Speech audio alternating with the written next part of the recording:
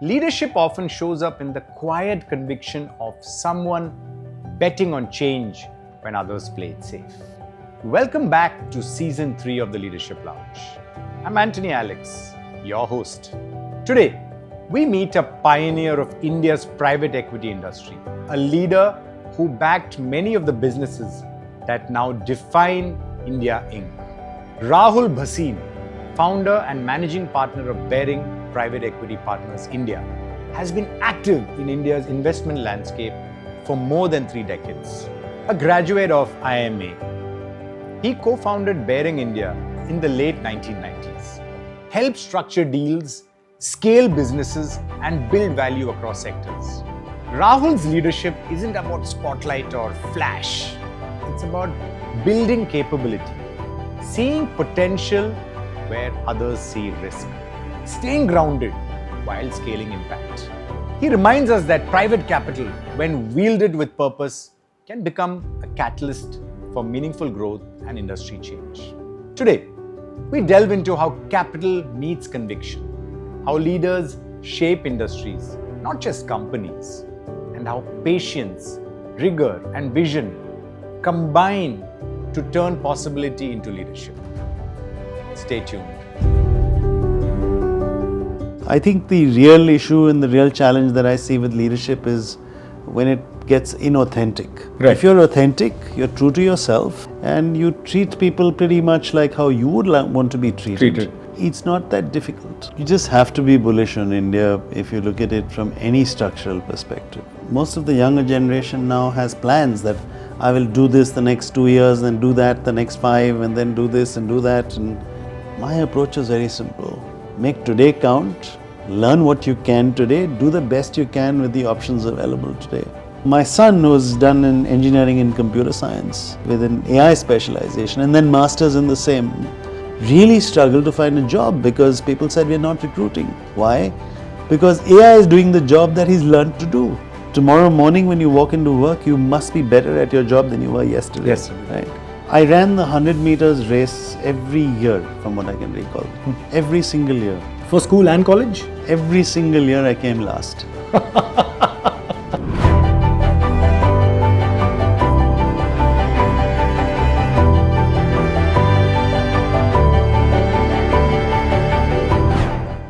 Rahul, welcome to the Leadership Lounge. Thank you for making time. It's a pleasure to have you on the show.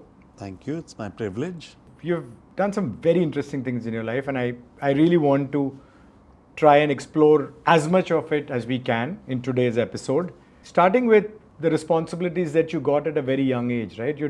You made independent treasurer at Citibank at the age of 26. Would that be correct?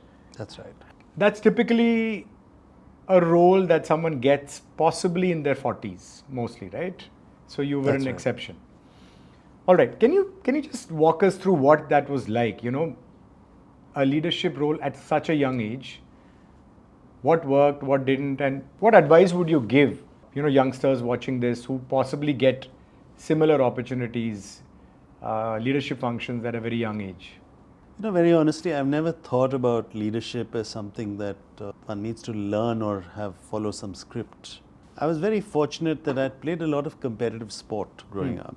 I think if you ascribe the basic tenets of sportsmanship and sort of taking responsibility, learning how to get up when you fail, making sure that when you don't do as well, you look inwards, not outwards for the reasons, and how you treat your teammates, how you encourage people when they've not had a good game on something, and help each other get better all the time. I think if you follow those basic tenets, leadership is not so hard. I think the real issue and the real challenge that I see with leadership is when it gets inauthentic. Right. If you're authentic, you're true to yourself, and you treat people pretty much like how you would want to be treated.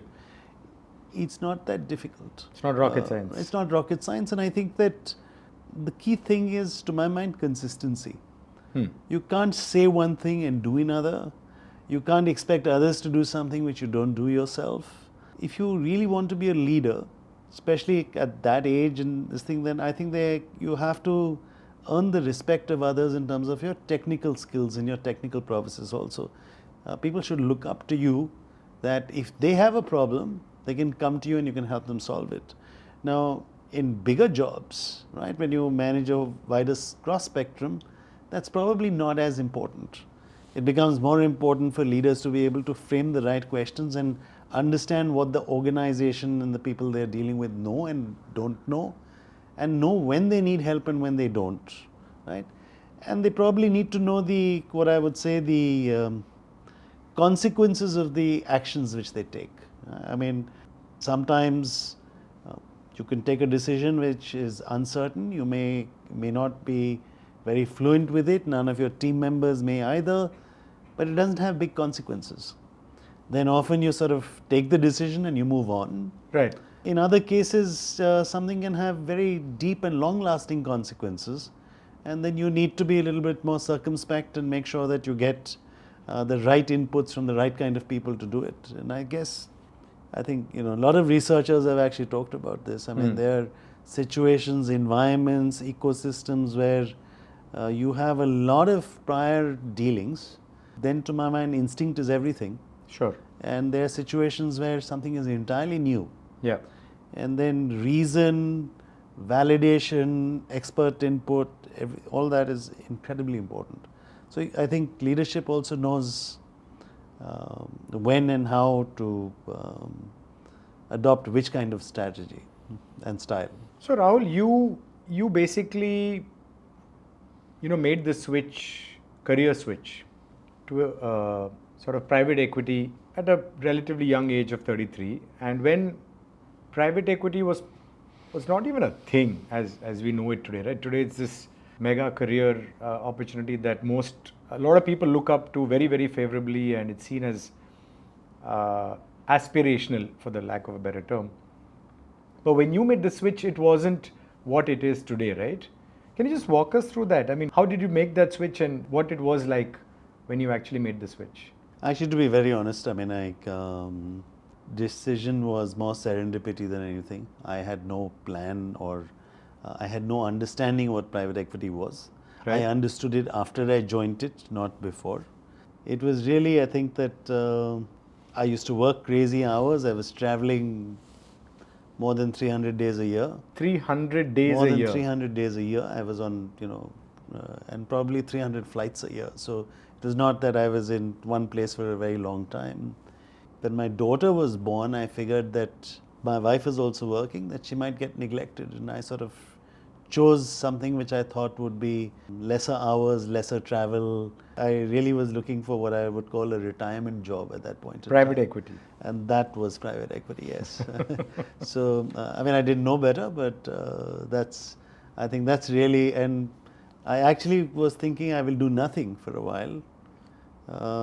But it was just a chance meeting on a flight between London and Santiago in Chile, where I sat next to the global managing partner of Bearings, a gentleman called Dick O'Niens. And we kept chatting about various investments and markets and these kinds of things. And I remember we spoke for all of the 16 hours of that flight. Wow. Neither of us slept.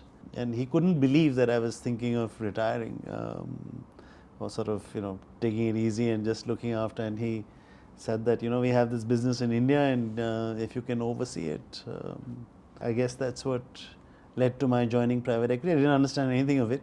I did understand the whole concept of the 20% profit share.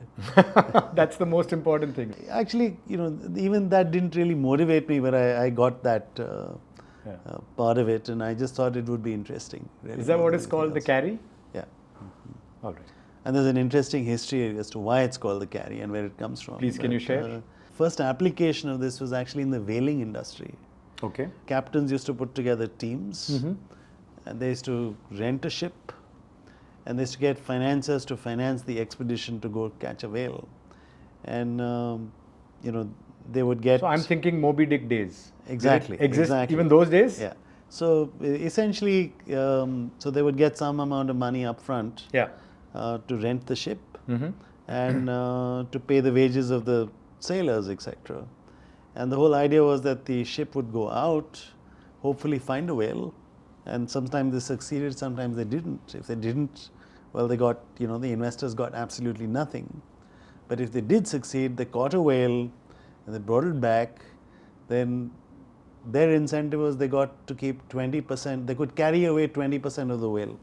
That's where the word carry comes from. Carry away 20% of the whale. Whereas 80% was left to the investors.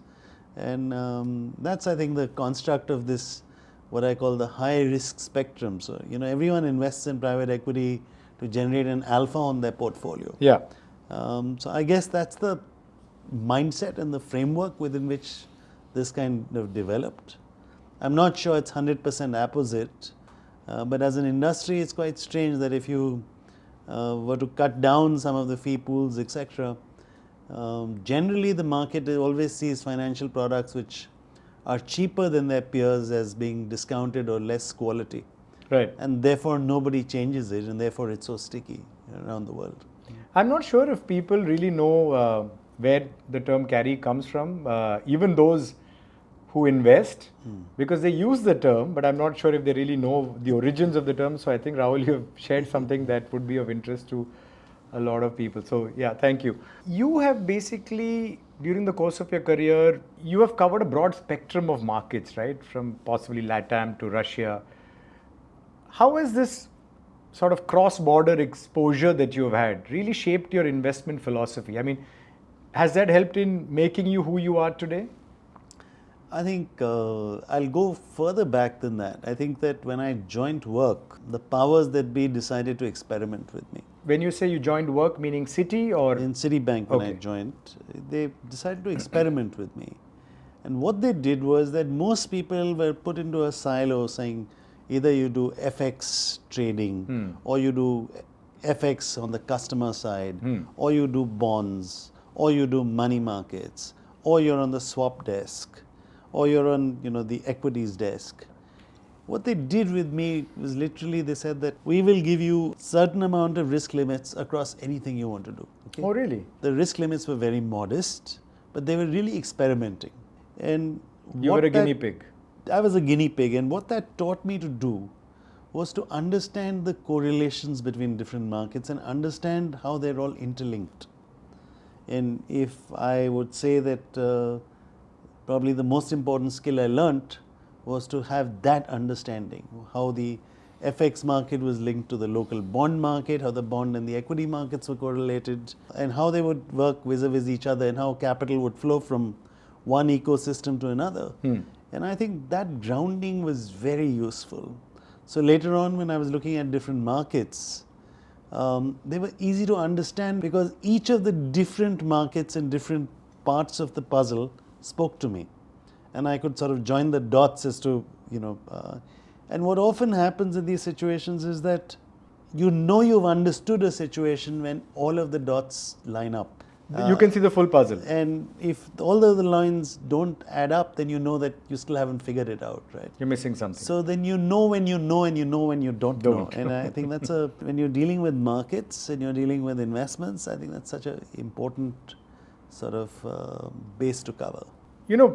Just circling back to your meeting with the chairperson of bearing on a flight and how that had a bearing on your final career choice. Serendipity, luck, call it what you will. It plays networking. It plays such an important role in a professional's career, right? I mean, I'm just trying to think of it from the perspective of a lot of people say that I am completely self-made, I am this, I am that. And I'm sure that people are self-made, right? I'm not taking that away, but I also feel that there is so much of it that is not really 100% in our control.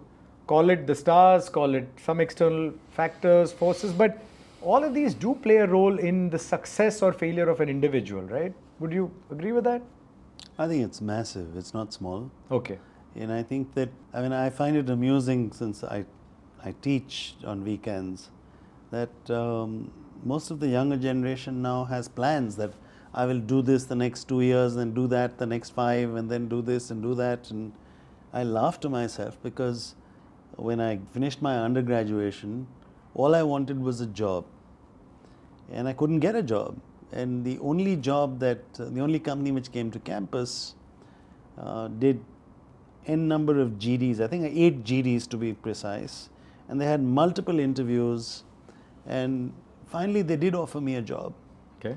I think in my college, I think I was the only person who was offered a job, but they told me that you are so useless that we will only pay you half the salary we advertised. Oh my God, seriously? Right. So This is not City. No. This is when I finished my undergrad. Okay. And I got very annoyed and I said, keep your job, I don't want it. Now, I didn't know what to do because I was finishing my undergrad in maybe, 5 or 6 months, and I didn't have a job and I didn't know what I would do. And so I asked people for advice as to, what should I be doing? I want a job. So I was told that you can either do a CA or an MBA. And when I asked people what is the difference between the two, I was so ignorant, I had no clue.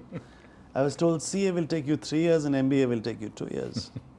Right? So you said MBA. So let me save a year. I mean, it was as inane as that. I mean, I didn't have any. And when I was graduating, people have major career plans, this, that.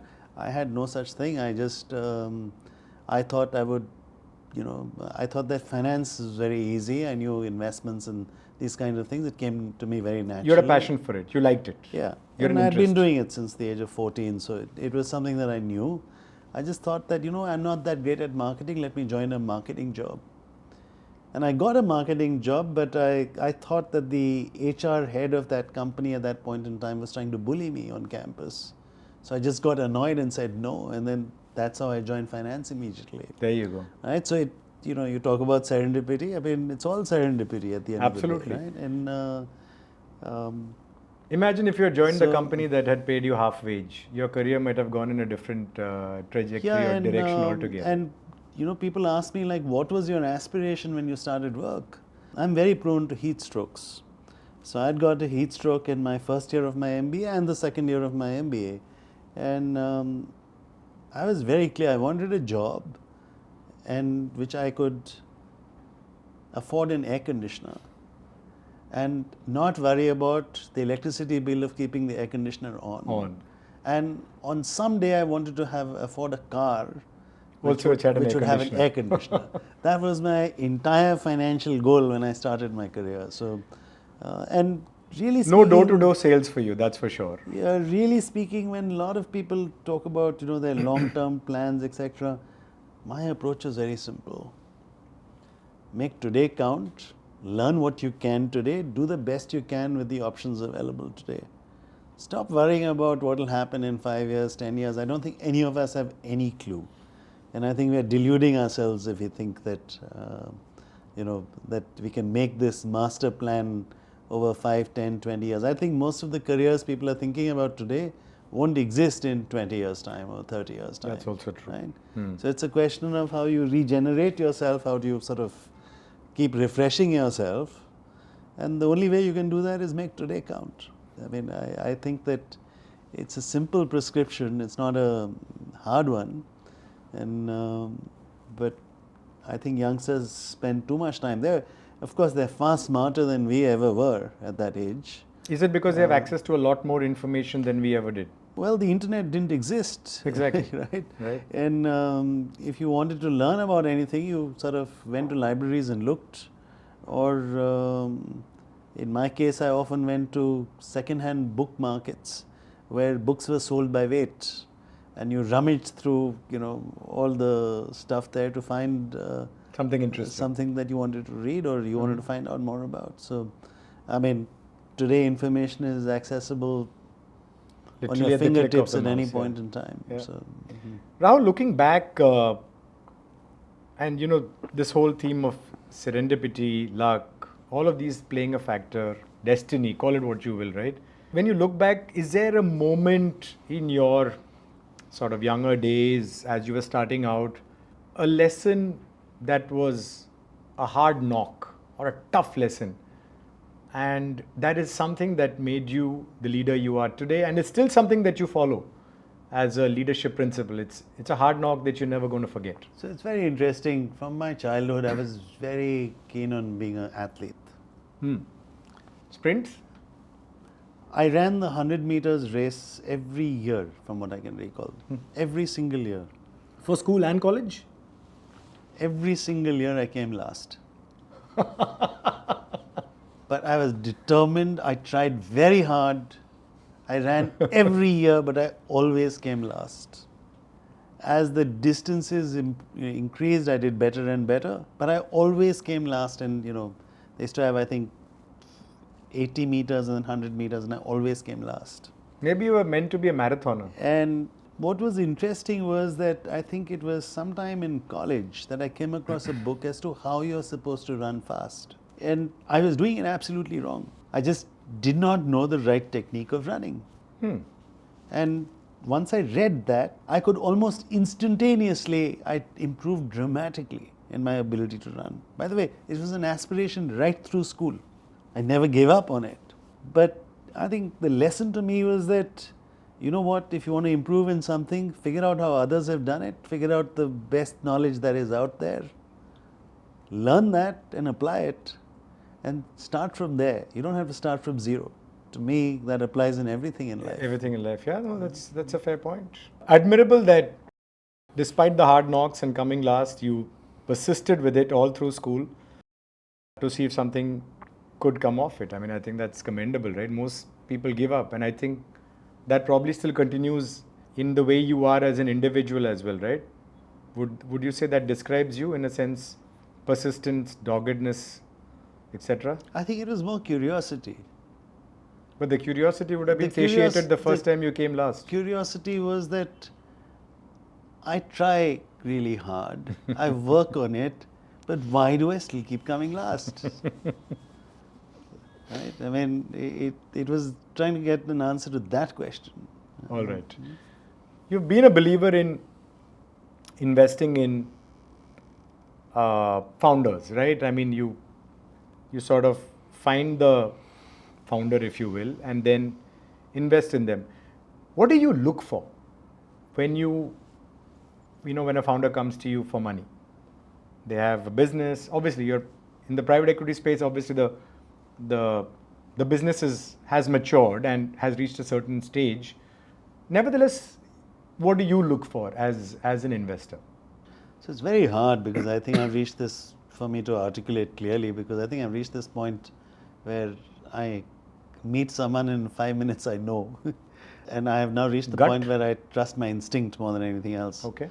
But if I were to think of the process that got me there, I would say that good founders are people who genuinely want to solve some problem. Right? They genuinely want to address some unmet need. They genuinely want to make their customers happy, or do something real. And they have not, it's not something that they figured out 5 minutes ago. It's something that they've thought about, they believe in, they're passionate about. I also look for authenticity. Like I said, leadership to me is authenticity. Sure. I think a lot of times what happens is that, people put together very flashy original teams. Okay. Right? And it's very easy, to hire the first 5 guys is very easy because you offer them stock options and they're a member of founding team and you can get fancy resumes on the table. And I always ask myself this question: what about the 20th person they hire or the 30th person they hire? Right? Does this person have a vision? Can he inspire somebody? Because a new startup typically has, capital which is constrained, or, an untested, unproven model. Sure. So, does this person have a belief system, and can this person actually communicate a belief system to inspire talented person to join? So, passion, communication skills, authenticity. Yeah. And I've never seen in young business which actually pans out the way people envisaged it to start with. I'm saying never. Not anywhere in the world. Okay. So inevitably what will happen is the market will tell you you've got this wrong, or I don't want this. And there is a mindset which says that I am brilliant. I have always been right all my life. If I am saying this is the right way to do it, then this is the right way to do it. That person will not succeed. And typically these people have very brilliant academic credentials and have done very well all their lives, and therefore this belief that they can be wrong doesn't enter their heads. And you're able to figure that out in a conversation. And they're the type of people who will say, right, okay, I tried this. Didn't The work. customer says he doesn't want this. What do I do to actually solve this problem for this customer? Can I go listen to the customer more carefully, right? And then he iterates and reiterates, and that happens several times. It's what I call a sportsman's instinct. I got this wrong, how do I get better, right? So that latter type succeeds. But the first type is so adamant about being right that he becomes irrelevant. And you're able to make out during the course of a conversation You need to make who that falls call. into which category. You need to make that call. I think also the concept of trusteeship is important, right? People are trustees of any system, organization, anything. People are trustees, not just of capital. They're trustees for the people who believe in them and work with them. They're trustees for their customers. They're trustees even for their suppliers. All at stakeholders, level, right? essentially. So, who will treat that element of trust and Understood. value it? I think that those are very important, and there are many telltale signs to figure out which category of person it is.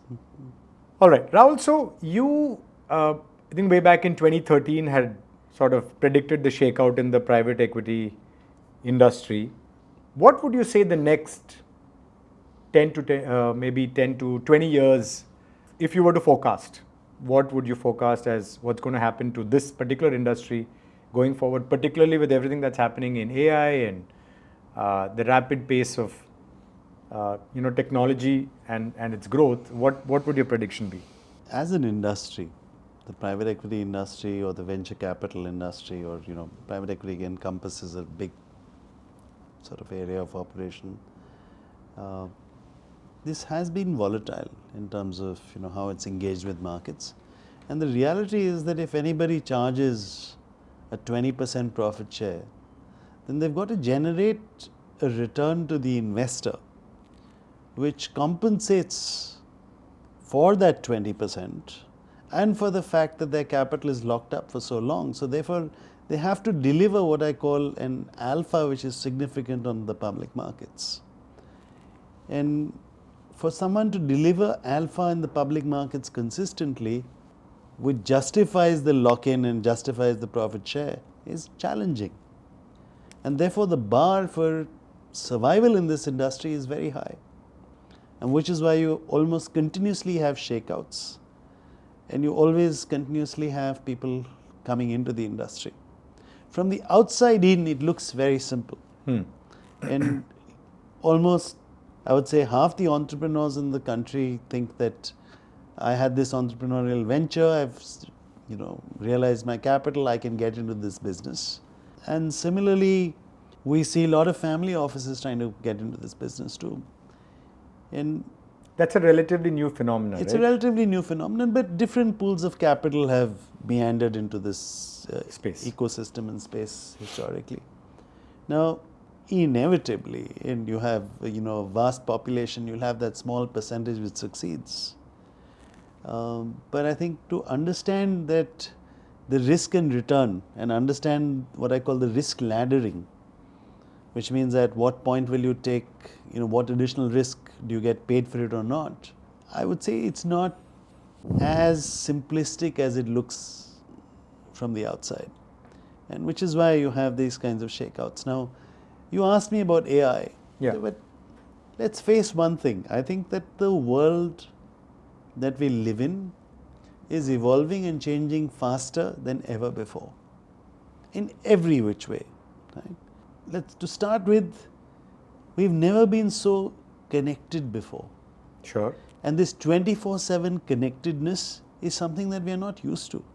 Now, you can look at it from a physiological perspective because our brains don't know how to process this. You can look at it from a mental health perspective because emotionally it causes all kinds of distortions. Yes. Because certain receptors get triggered all the time and others don't, and then it creates imbalances. You can look at it from a societal perspective. because a lot of this enables what I call a winner-take-all kind of structures in several cases. I'll give you an example of that. If you wanted to learn, let's say, pottery, you typically found the best pottery school in your neighborhood and went there. Yes. Right? Today, you can go online and say who is the best potter in the world and which is the best pottery school in the world. And learn online. And learn online from the best potter in the world. Now, probably your overall skill of the whole ecosystem might get better, but tell me the implication it has for the second best potter in the world, or the third best potter in the world, or the best potter in your neighborhood. Right? If he's teaching it, I mean, he can of course make pottery, that's a different thing, but I'm just saying a lot of this interconnectedness. The other thing with this interconnectedness is that it allows everyone to learn whatever they want anytime. Yeah. Right? And therefore, your skill requirement on many things increases a lot. But this ubiquitous sort of omnipresent information flow allows you to do things because you can access information in real time. It's like a tap that's always on. So it's a funny new world, and it's changing very, very fast. And a lot of rules are getting rewritten all the time, and which means that structures of industry will keep evolving and changing. Yes. And when that happens, from an investment perspective, a lot of implications, right? Okay. I mean, if you cannot predict the stability of cash flows, how are you going to value them, right?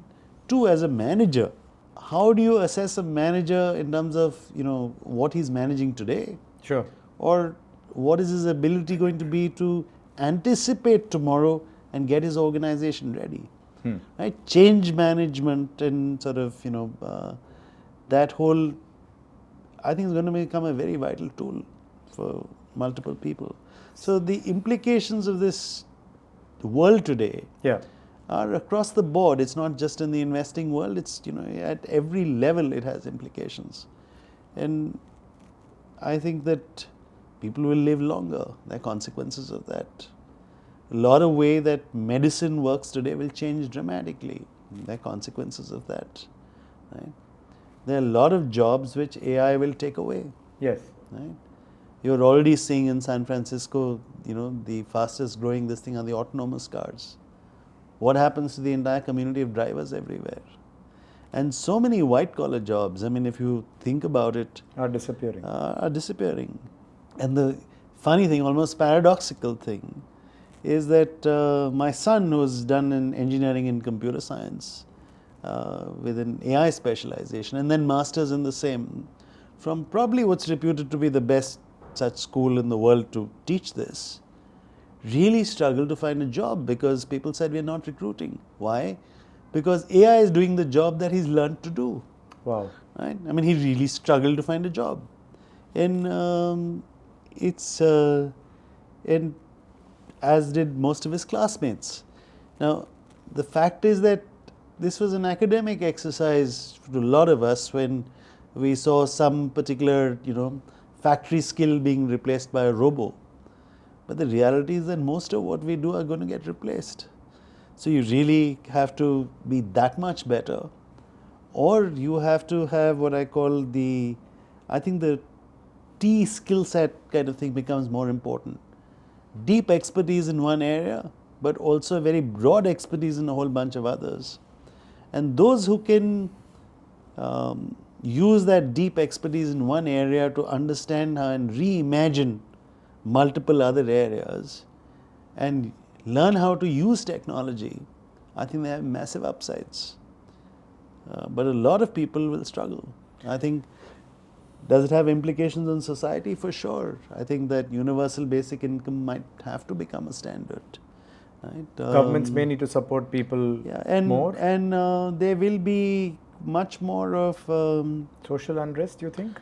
I'm not sure about social unrest, but much more skewed in income distribution and much more concentration in income distribution. So I guess some degree of progressive taxation and redistribution might become the norm worldwide. I mean, I think that might happen. I mean, if you look at where technology is taking the world, I think that you might have to address some of these social sort of issues that are going to stresses which will inevitably crop Understood. up. Staying with that theme, Rahul, and the world we live in today is seeing significant sort of supply chain disruptions due to political and other factors.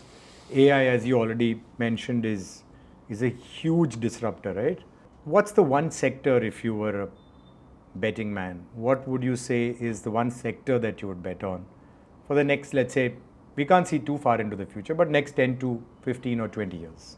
More than sector, I would say that anyone who learns how to capture data in any industry, access it, analyze it, utilize it, and serve his or her customers in the most friction-free way possible is going to do well. And within the confines of data protection laws that are starting to pop up all over the world. I think that if you add enough value, people will give you access to their data.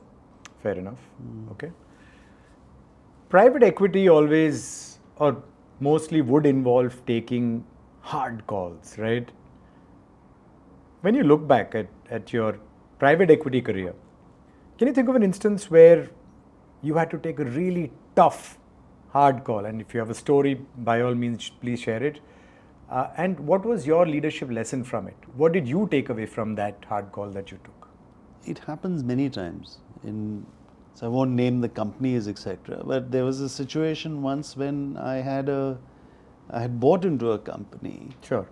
And I found that the most successful sales teams in the company were essentially entertaining their customers by hiring out ladies to entertain them. Now, they were the most successful in the company, right? I had sort of, made plans for the company to grow at a certain trajectory, and I really needed them. But I discovered this. At one level, they were doing nothing illegal. Sure. But I just felt very uncomfortable with it. And I remember just sort of sitting in my office, doing nothing, just thinking about this. How to deal with it? What do I do? Because if I actually take action and remove them, I will miss my budgets by a huge margin.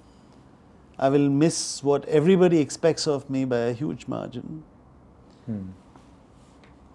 I thought, should I just keep quiet and sort of pretend I don't know and let it go? Or should I take action and take responsibility? And ultimately I did.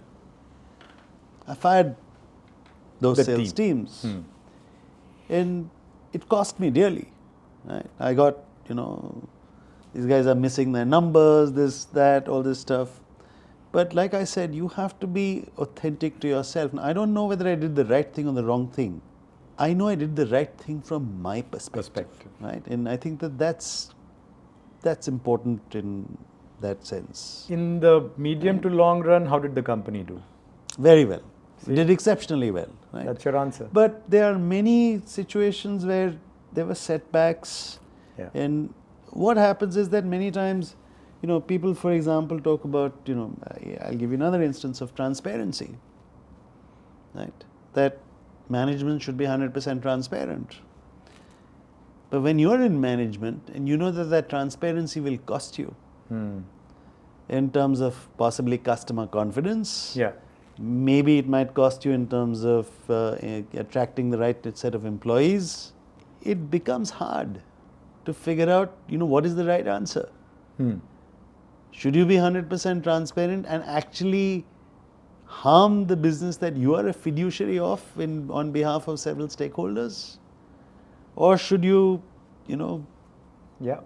be quiet and fix those issues before you become transparent? And there's no right answer to some of these things. It's a very hard call to make. It is. You want that 20% of that whale at the end of the day. Yeah. Yet, if it comes with a very high price, then that's you need to take a call as to what to do. Fair enough. You've been part of some really extraordinary success stories, right? Mphasis is one that comes to mind.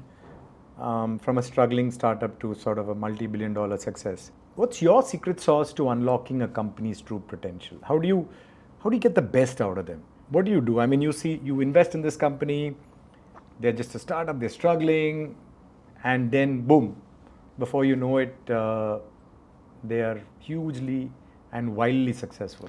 I think that as a business, if I look back today, it was wildly successful because we got several things right. We got the macro right, we got the sector right, we got the opportunity set, the scale of the opportunity set right. We got the customer management and sort of, aligning yourself with the customers right, a lot of things right. But if I look back, it is extraordinary what a long list of mistakes I made. Now, thankfully, I've learned from those mistakes, but it is extraordinary how many times I got it wrong. Could you list some of the mistakes that you made? Meaning, you don't have to share the names of the companies, but, no, but I'm what saying was the nature of the in mistake? Mphasis also. Okay. My whole take was that if something is not working, I need to find the solution to this and figure it out. Rather than Right. the leadership team? And I did, and I actually fixed those things. But had I simply empowered the right set of people and made sure that I had the right people in the right jobs, Yes. right, at that point in time, and asked the questions correctly as to how they should look at it, I think I would have done much better. So fundamentally, the job of a private equity investor like you is not to get into the nuts and bolts of the investee company, but to actually find the right people and empower them, and then let the ship Empower sail, them, if you will. incent them, Of course. point them in the right direction, and facilitate them. Right? It's not to do, but at that age, my instinct was, you know what? I'll roll up my sleeves, do this myself. Yeah. Right? And It's always easier to just do it yourself. You, at least at that point of time, it feels easier. yeah. Right? And often when you sort of rely on someone else, then it takes longer. It takes longer. But if you want to build a lasting institution, right, you need to do that. But I'm saying I learnt that over time as against on day one. And the funny thing is that we have many huge success stories, and I've played different roles in different organizations, sometimes completely hands-off literally and just allowed very smart people to do their stuff, and sometimes very involved. I find it funny when people say that, this was an extraordinary success. When I look back, I can just think of lurching from crisis to crisis to crisis, right? And it's sort of how you deal with those crises and your mindset, and sort of looking for practical solutions, and if you make sure that you carry everybody along, you'll usually find good solutions. So they say, right, if you want to walk far, then go with the team rather than walking alone. Yeah. Rahul, governance has always been something that sounds like it's been close to your heart, right? I mean, something that you've always focused on, and the story you just narrated is sort of in keeping with that philosophy of yours. What's the most underrated aspect of responsible investing that comes to mind when you think of responsible investing? What do you think investors like you should be focusing on? But people don't talk enough about it, people don't write enough about it, and it's tremendously underrated. Look, my belief is that you have to, if you are getting capital from someone, you have to be true to the reason why that person is giving you capital. If they want you to generate the highest risk-adjusted return, that's what you should be doing. I think that I have often seen what I call confusion. If I think something is good for society, I believe I should spend my own money on that, what's good for society. But within the ambit of my comfort, within the ambit of ethics and the rules, it is my job to maximize the returns I get from my investors. Sure. On a risk-adjusted basis. I shouldn't be putting their capital into something which makes me feel good about myself later in the evening. Right? Additionality investing.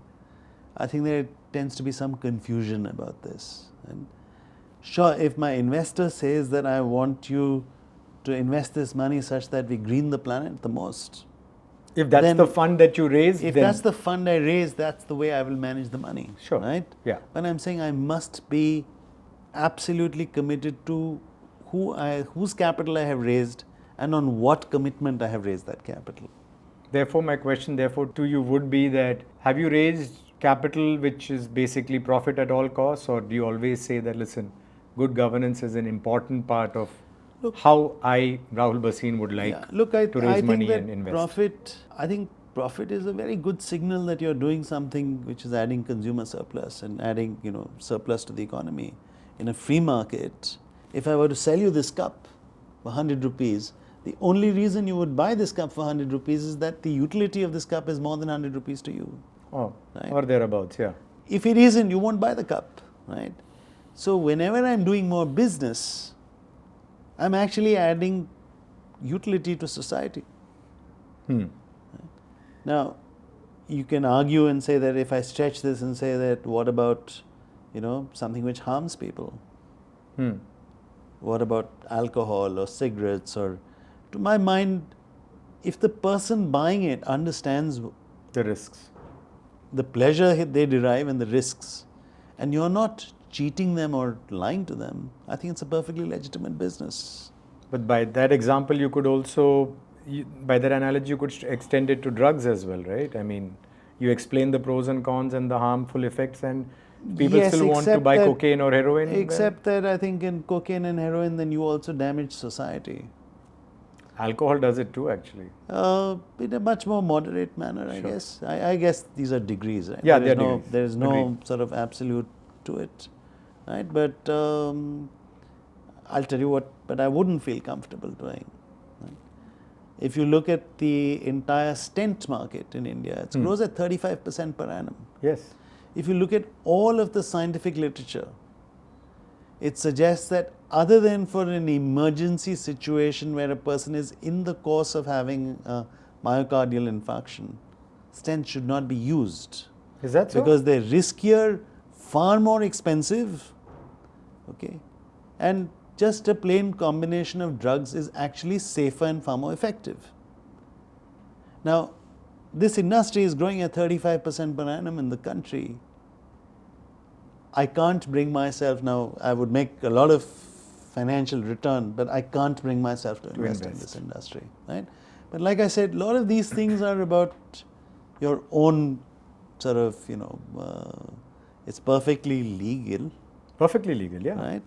But it's a question of where your comfort lies. And I don't think that any two people would have the same degree of, the same line.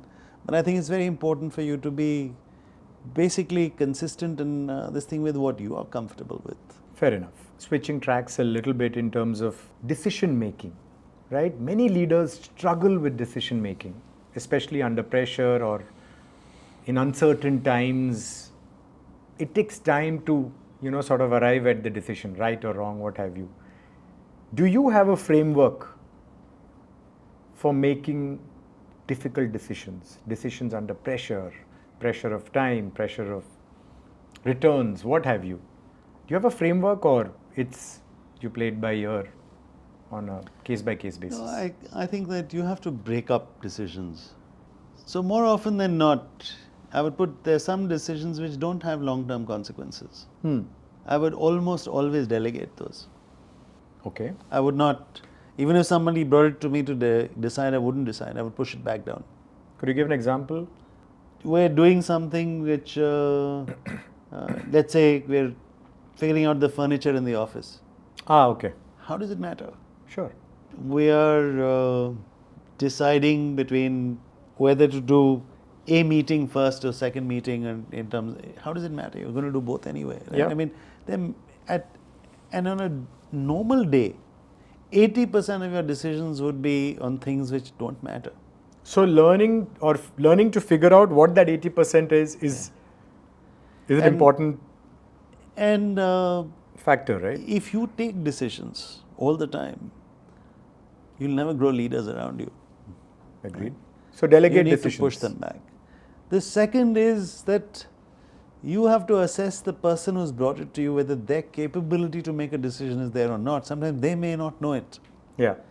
But if they have the capability to make that decision, I would push it back to them. Okay. Right? I would not make the decision. And sometimes they'll make the wrong decision, right? I know they've made the wrong decision. And I wouldn't second guess them. I might just suggest that, did you think about 1, 2, 3, 4, 5 things, but whatever you decide, I will go with, right? So you let that wrong decision play itself out. Yeah. Because that's a learning for the individual who's made the Yeah, decision. but I look at the consequences, the larger consequences, right? And often I will help people arrive at the right decision, but not make the decision. Make it for them. Right? And some decisions, if it's a situation or a context that I'm very familiar with, I just trust my gut blindly now. If it's a recruitment decision today, I just trust my gut blindly. I used to do it the other way around, where I follow an entire process. And I found that over time, when I compared the results from what my gut told me versus what the process told me, Gut was more right. The gut was more right all the time. So you learn that some things you just trust your gut on, right? But if it's an unfamiliar situation, it's a new context, you have to then,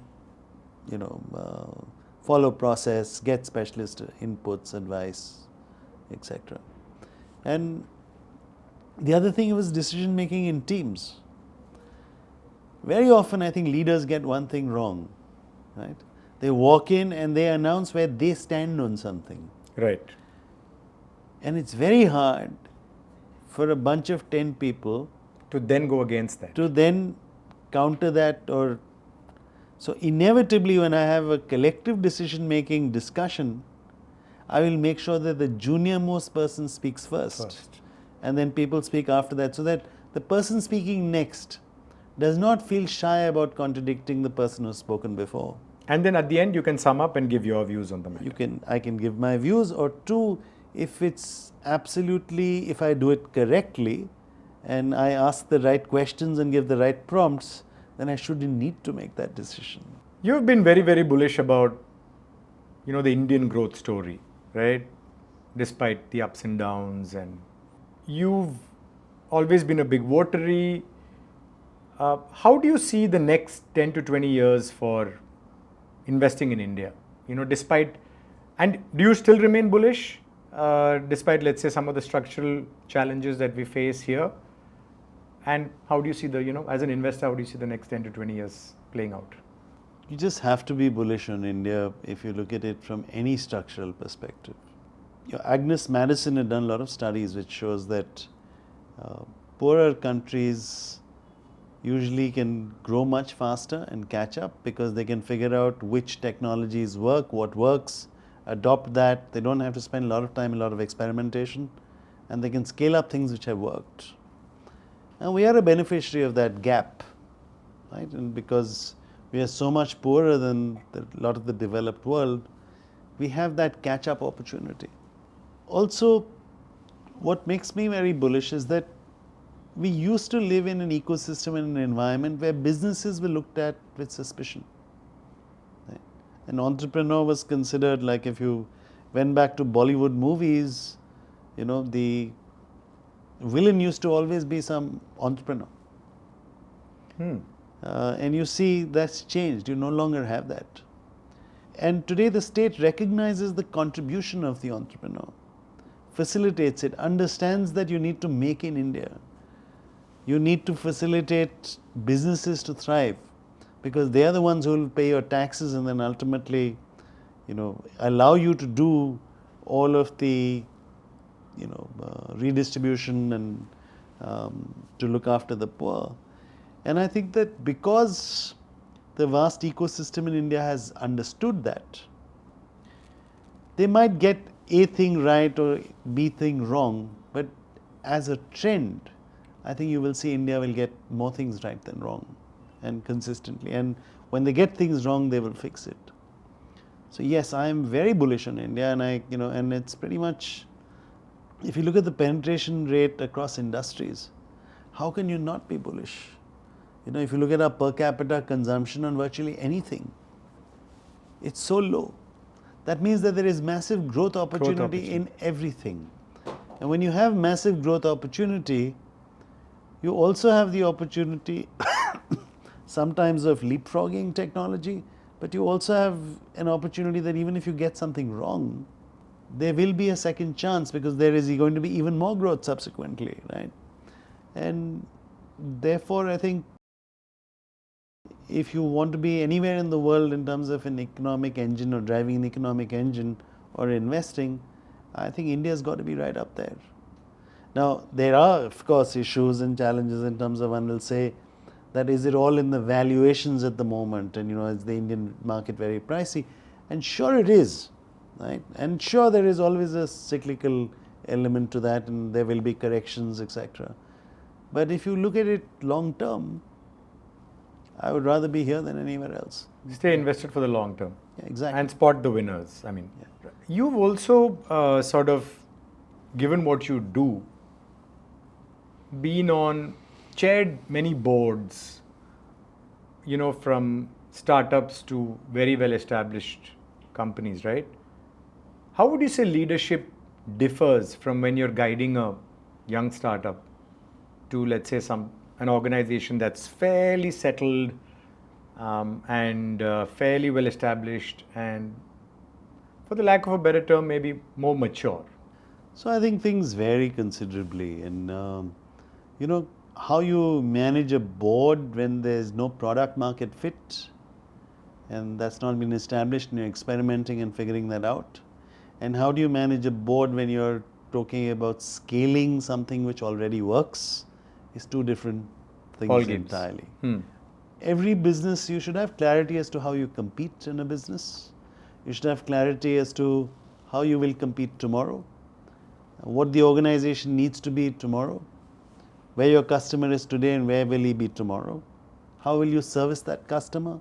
How will you differentiate yourself? What culture would allow you to do that well? And what kind of importance, what incentive structures, what reinforcement, what you celebrate, what you admonish, all of these things have to be custom built to the situation and the ecosystem.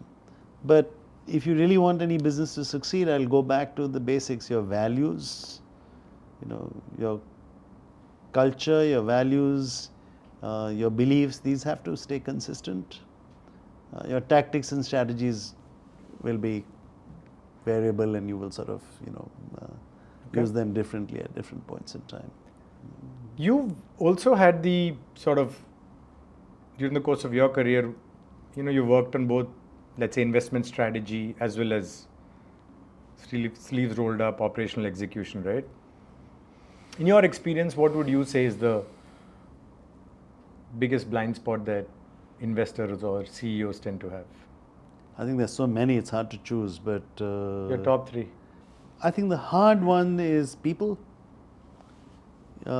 because whether you like it or not, you work with a bunch of people, you tend to form personal bonds. And as organizations evolve, scale, etc., Peter Principle is a real issue. Some people evolve quickly, some don't. Right? You can intervene, train people, etc., but that differentiation which you're forced to create creates angst. Of course. Yeah. Right? And I think the easy thing to sort of do is to sort of not differentiate, to allow this kind of socialistic kind of outcome, and that's the easiest thing to do. You go home and have dinner very peacefully. The minute you start differentiating and you sort of, empower some people more than others, etc., or make first amongst equals, it creates its frictions and those kinds of things. Understanding the importance of still sticking to that and doing that, in spite of, is something which a lot of people miss. And understanding that there will be Peter Principle problem is often a blind spot that people miss. Understanding that you need to understand not only within the organization but across the value chain, the incentive architecture of every person involved in the value chain, and making sure that you create architectures of what I call win-win propositions instead of being focused only. That's another blind spot that people have. At different stages of growth, People move from understanding and satisfying the customer to an internal locus of control. I want to fix this system, get this ERP going, I want to increase my productivity here, and I stop looking at what the customer wants and whether he's evolving. That's another very frequent blind spot. So there are many. You can name many. You mentioned the Peter principle. Can you just elaborate on that a little bit? Jobs grow as an organization scales, and this is especially true in a fast-growing organization. If an organization grows at 36% a year for 2 years, it's doubled in size. In smaller organizations often grow at rates faster than that. And doing something at one scale to doing something at a different scale often requires different skills, different understanding. It often requires doing something yourself to getting it done. And the automatic implication, someone does well at a job, they promote the person to the next layer. He does well there, they promote him again. When do they stop promoting him? When he no longer does well. So everybody kind of in an organization tends to rise to the level of incompetence, and then they block all the places underneath. So often when you promote somebody who's really good at something, when they're not ready for the next job, you do two disservices. You do a disservice to the person you've promoted and to the organization. And to the organization. So understanding that little clearly and understanding that, what are the requirements of that next level job or that scaled up job, and understanding organization design in such a way that you can possibly split up that job so that the person can do what they're really good at and you don't push them to their level of incompetence. I think those are things that probably people in my business need to be a little bit more alert to and conscious of. What do you think separates, or what's the difference really between a good leader and a great leader? In your experience, the people you have seen, the companies you have invested in, the founders you have invested in, based on your life experiences?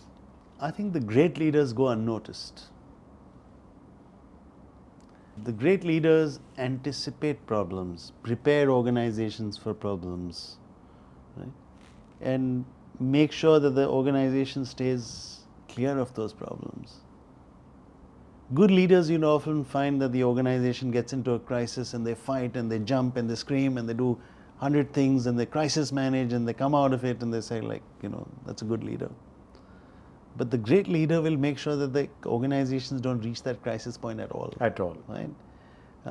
So very often it's the good leaders which catch the attention and the great leaders are often unnoticed.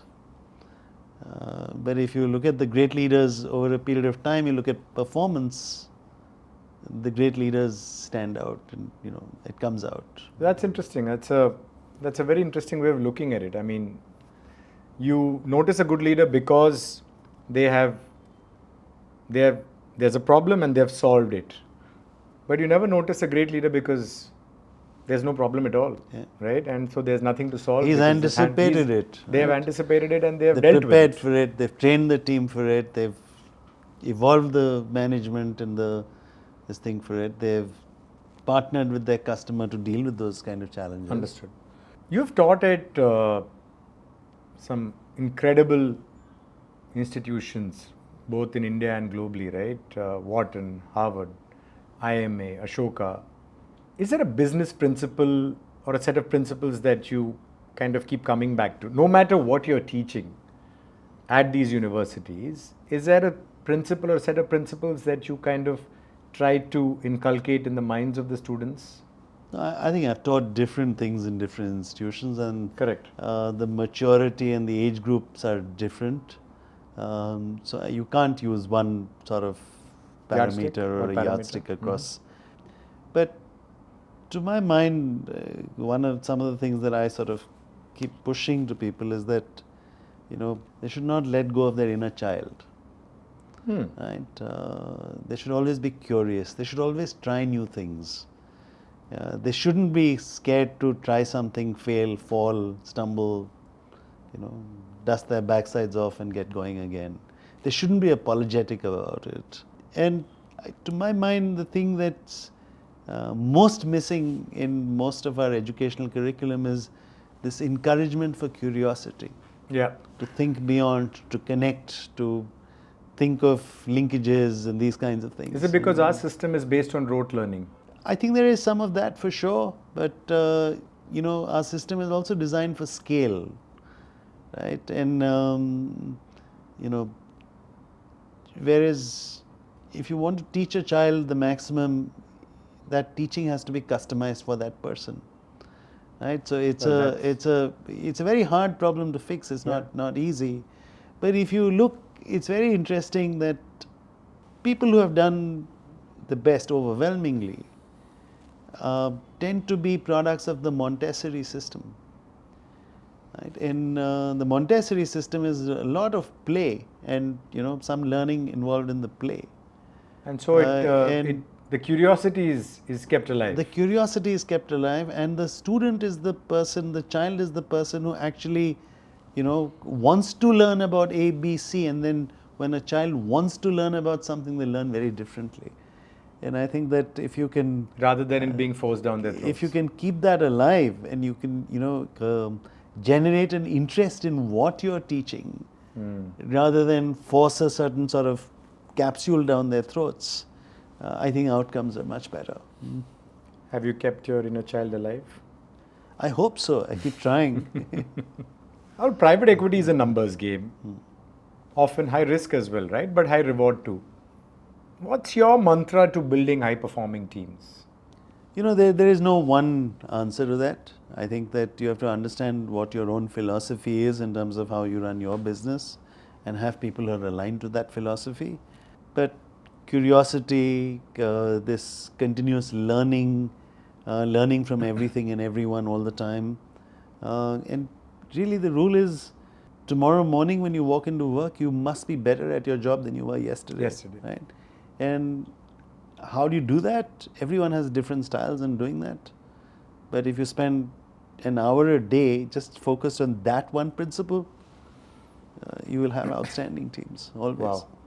It's interesting you say that, and I mean, I just want to bring, I'm not sure if it's a relevant analogy, but I'm told that Virat Kohli does that. He comes every day, and his belief is that he has to be 1% better today than he was yesterday. I don't know how true this is, but I've heard this.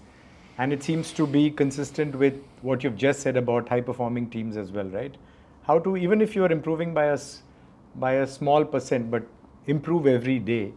And that could be basically the difference between an average team and a high performing team. Makes a massive difference. And when you're learning and you're trying new things, you'll always make mistakes. So creating a culture where someone is not scared to make that mistake, that is key, is very important. We are now moving into a fun segment where we call it the rapid fire, the Rainmaker rapid fire segment. I'm going to shoot a few questions at you. The key is for you to be spontaneous, okay, and answer the first thing that comes to mind. Okay. So be quick, be spontaneous. That's all we ask of you in this round. All right. So the quicker and more spontaneous you are, the more fun this round is. Okay. Are you ready? Sure. All right. A book that changed the way you think. Charlie's Almanac. A startup or sector you're secretly betting on. I don't think anything that I do is very secret. But all right. A sector or a startup, I mean, anything that you believe is interesting, that's got your curiosity. If you can talk about a startup, great, or a sector, even better. Early stage business, I'll name them also. It's called Entangles that we've Entangles. Okay. So they've created a digital twin of an engine, and they've applied this technology, and they've used AI to sort of do predictive analytics as to when an engine, how efficiently it'll run, when it might break down. And they've applied this to the trucking industry with phenomenal success. And I think that, I have a lot of conviction that they'll be the global leaders in the space. So they've created a replica of an IC engine. Yes, both kinds of engines. It doesn't matter which kind of engine it is. But they can actually predict exactly when it might break down and why, and what actions might prevent that. And I think that's but if you think of the approach of creating this digital twin in any system, And doing this kind of predictive analytics, I think it has tremendous opportunity to be used across a whole host of sectors. Right? Fascinating. I would love to ask you more about this, but then I just remembered we are in the rapid fire, so I'll have to keep moving, but I'm going to take this up offline with you. It sounds great. One myth about private equity that drives you crazy.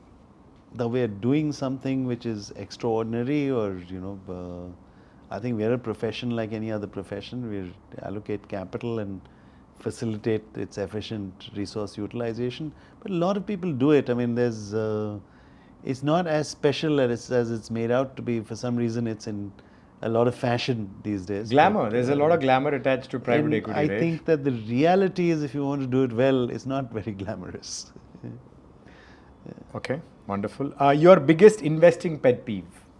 Biggest investing pet peeve. Investing is a lot of fun. I don't have a pet peeve. Pet peeve, it. all right. If you weren't in private equity, what would you be doing today? Well, if my parents hadn't intervened, I might have been a professional sportsman and might have been very poor. A quote or philosophy that defines your approach to leadership? I guess it's like understanding where the world is going, understanding where you want to get to, and making sure that you facilitate your sort of whole team and everyone to go there and get there. And lastly, what's your guilty pleasure outside of work? I'm a vegan, but I still love my vegan ice creams. All right. Thank you, Rahul. I you. think you did pretty well. Quite spontaneous, and some of your answers were interesting, and I want to take them up with you outside of this outside of this conversation.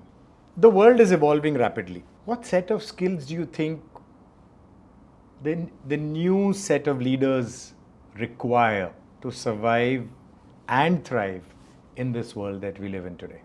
A learning mindset. Yeah? So, A reinventing a learning mindset. be open to learning all the time. Yeah. Not open to, make that part of your daily schedule. Routine. Okay. If you were mentoring a 25-year-old today, knowing what you know, having done what you've done, what would be the, let's say, 3 principles that you would want to instill in them? To say, hey, listen, mentee, these are the 3 things I want. If there's anything that I've learned in life, it's these 3 things. If you work on something continuously and get better in small increments all the time, you will become outstanding in it. Get out there and do what really motivates you, or what you really enjoy doing. Do what you But like doing. Make sure that you're doing something, but within a constraint, and that is useful to society at large. Not something that not like It's sitting, not benefiting anybody. not sitting and playing video games, saying that this is what I really. But do whatever you want to do which benefits others. Sure. Right? And the third thing I would say is that you walk into any meeting or any interaction with anyone, try and prepare and give them something of value to leave behind. Again, something that benefits society, something that... No, and I'm breaking it down to an individual meeting. Okay. You must give the other person something of value. And that won't happen automatically. It'll happen if you prepare for it. Sure. That you must actually contribute, and you must enrich whoever you interact with in whichever capacity you interact with. Life will come back and give you that back in spades. We briefly chatted about how the human mind and the human beings have evolved, right? And what we were maybe tens of thousands of years ago as foragers, and where we are today, and where we are moving to. So the pace of evolution seems to be probably far more rapid than the human mind can keep pace with or comprehend. In this world, what would you say is your leadership mantra to those trying to navigate the world of AI and automation? Because it appears that the world is moving possibly at a breakneck speed. especially due to evolution or changes in technology, machine learning, AI, Gen AI, etc., right? What would you say young leaders need to be mindful of? I mean, like I said, the rate of change is so high, and which is why I've stressed on this thing of continuous learning. You need to keep up with things, and you need to experiment with things all the time. And when you experiment with things, you'll get it wrong.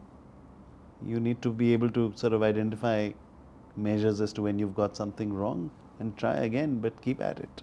Is there a business or economic trend that you think people should be paying more attention to? Are you spotting something that people possibly aren't, but is there something that you see, hey, I think you folks, everybody should be paying attention to this? I can see the entire healthcare space being completely revolutionized in the next 10 or 15 years or maybe 20 years. Primarily due to AI? A lot because of AI, a lot because of just the sheer amount of data that will be available on every person, the ability to customize interventions, the ability to spot things going wrong way before they happen. Today, a lot of medicine is about, sadly, symptomatic relief on things which have already gone wrong. But most of the chronic things that go wrong with us take years and years to get there. Yeah. Right? And I think that there are many ways of early warning detection, etc., and lifestyle alterations. And I think that so anyone who aggregates data around a person and integrates all of that data to reach insights is sitting on a gold mine? Is sitting on a gold mine. But you've been an advisor to the government through many advisory bodies that you've been part of.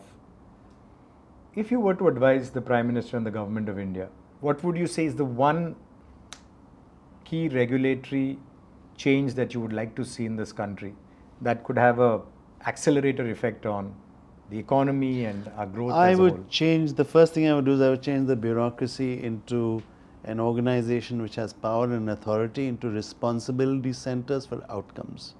I would define outcomes and I would make people in charge and responsible for those outcomes. And I would measure them against those outcomes. Okay. Right? Today, most of the bureaucracy is authority centers. They're not responsibility So centers. power without accountability. Yeah, I would make that change, and I think that a lot of other things will follow subsequently. Wow, that's a big one. That's a big one. But yeah, you're right actually. Come to think of it, if the government were to make that one change somehow, I think it would make a big difference to the way we as a country are moving. All right, Rahul, as we close our session, I just want to ask you, what's your personal definition of success? And has it changed over the years? My personal definition of success is if you can do what you enjoy doing, and you can do it with people that you enjoy doing it with, and work with people that you enjoy working with, that's success. And so I'm do very what you like fortunate. doing and work with people you like working with. And I'm very fortunate on both those measures. Congratulations. Yeah, thank you so much for joining us, Rahul. This was, I think, a really fantastic discussion. It's just amazing how much one can learn by just sitting and having a conversation with somebody like you who's sort of been around the block and some, especially in this space. But there is so much you have to share, and I have a feeling we'll be calling you back for additional conversations on the Leadership Lounge. But thank you so much for making time today. Thank you so much. That's a very graceful way of calling me old, but I'll take it. No, not at all. Thanks so much, Rahul. Thank you. Thank you. Thank you. Thank you.